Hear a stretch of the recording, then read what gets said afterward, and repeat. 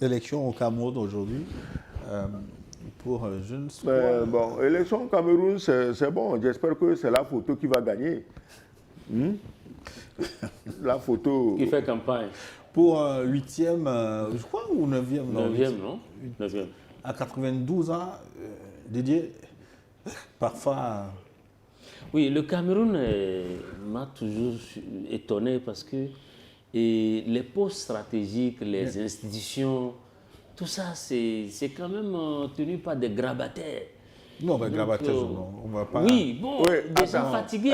Didier, c'est tenu par des grabataires. Non, pas et ça grabataire, marche. des personnes âgées. Attention, ça marche. Non, je dis. Qu'est-ce qui marche, non, Excellence? Non, et puis, non, attendez, c'est discutable. Ce qui marche, c'est qu'on a organisé des élections tranquillement, pacifiquement. Non, il y a des pays où ce n'est pas tenu par des grabataires. Je ne pense pas que les élections pacifiques soient la seule action qu'on peut mettre à disposition de son peuple. Une fois que vous avez gagné les élections, il faut travailler à améliorer les conditions. Bien sûr. Mais quand vous écoutez les Camerounais aujourd'hui, ce n'est pas ce qui se dit. Est-ce qu'on est physiquement apte pour diriger un pays? Non, il a une femme très vigilante, elle est derrière lui. Quand il faut saluer... Non, sérieusement, Excellence. Non, sans caricature, s'il Non, vous plaît. c'est pas caricature. La femme est vigilante, elle est derrière lui. Quand il veut saluer, la femme tient les deux bras derrière, elle monte, il fait comme ça. Et puis vous avez vu. Qu'est-ce que tu veux? Mais le problème, c'est que ça marche. Est-ce que tu connais beaucoup de pays où une histoire comme ça peut marcher? Attends, tu imagines au Togo, un homme de 92 ans, suivi par sa femme, qui l'aide à lever la main. Rien que pour saluer, on l'aide à lever la main. Mais il n'y a pas que ça. Lors des campagnes, vous avez vu que c'est des marionnettes géantes à son effigie qui se promènent dans les quartiers et les gens applaudissent. On dit, bon, on a au moins la marionnette, on a au moins la photo. Parce que le personnage ne peut pas venir, il est très fatigué. Donc, quand vous voyez des choses comme ça, on peut en rire, mais ce n'est pas une bonne image que l'Afrique est en train de projeter à la face du monde. Pourquoi on fait ce choix?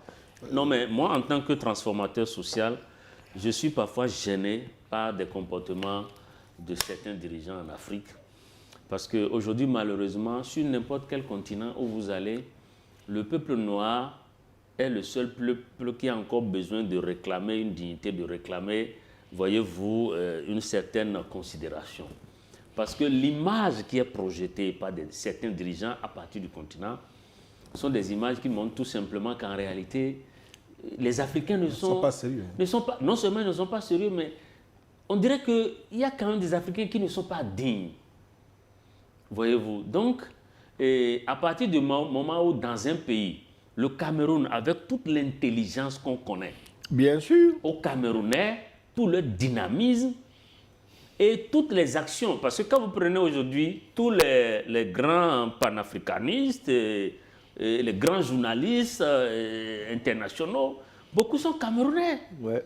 Et ils n'arrivent pas à se débarrasser de cette teigne-là, entre guillemets. C'est extrêmement difficile. L'image que projette le Cameroun. Et je pense que... Et puis, ce qui me gêne encore, au-delà de tout, c'est quoi? Quand vous regardez les meetings, qui vous voyez là-bas? C'est des jeunes. C'est les jeunes qui applaudissent, c'est les jeunes qui font des commentaires encore dans ces conditions. Les jeunes dont les emplois et l'avenir sont confisqués, c'est encore eux. Mais attends, il a confisqué l'avenir de qui? Les gens applaudissent, qu'est-ce que vous voulez? Non, Excellence, je veux qu'on fasse une analyse sérieuse, pas pour ironiser tout de même. Non, attends, vous savez que... Paul Biya est clair, il vous a dit que ne dure pas au pouvoir qui veut. Il a dit ça. Et comme tu l'as souligné toi-même, est-ce qu'il y a un pays où il y a plus d'hommes journalistes intelligents qu'au Cameroun? Moi, je n'en connais pas. Moi, j'ai des amis camerounais, je les connais. Bon, il faut qu'on regarde les statistiques. Mais le Cameroun regorge de beaucoup d'intellectuels dans tous les domaines. Des intellectuels du tonnerre, ces gens-là. Alors, si ça se passe chez eux comme ça, tu es sûr que c'est la faute au vieux Paul Biya? La faute est quelque part. Oui, justement, c'est la faute que nous recherchons. Hein? C'est la faute que nous recherchons. La faute est où? Bon, J'étais déjà répondu. Pour une fois, Excellence, c'est dépassé. Non, comment je ne suis pas dépassé? J'étais déjà répondu qu'il a une femme qui fait son travail. Au lieu que ce soit lui qui lève les mains de la femme, c'est la femme qui lui lève la main.